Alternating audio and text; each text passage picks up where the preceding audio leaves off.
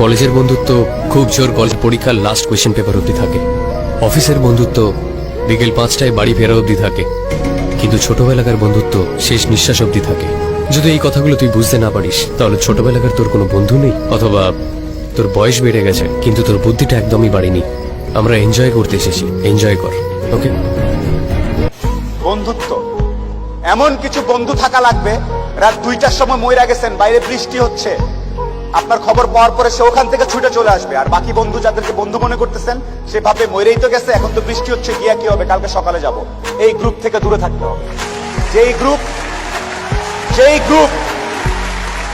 যেই বন্ধুগুলা বলবে যে বৃষ্টি টিষ্টি কিচ্ছু বুঝি না, ও সমস্যায় আছে, এখনই যাব, এইরকম একটা গ্রুপ খুঁজে বের করবেন। আপনার জীবনে আর কিছু চাওয়ার নাই, পরিবার, স্বাস্থ্য আর এরকম কিছু ফ্রেন্ডস আছে, আপনি অলরেডি সুপার সাকসেসফুল। পৃথিবীর সর্বোচ্চ ধনী ব্যক্তির থেকে আপনি সাকসেসফুল।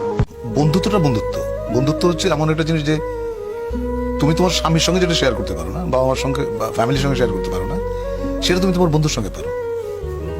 বন্ধুত্ব হচ্ছে এরকম একটা জায়গা। আর বন্ধুত্বের তো কোনো বয়স নেই। বন্ধুদের কোনো বয়স, আর বন্ধুরা কখনো ছেড়ে যায় না। পৃথিবীর সবাই চলে যাবে।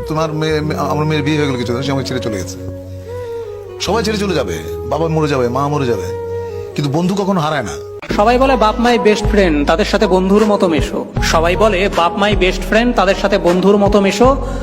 বলছি দাদা, বাপকে গিয়ে বলতে পারবে কালকে সিগারেটটা আমি খাইয়েছিলাম, আজকে তুমি নিয়ে এসো।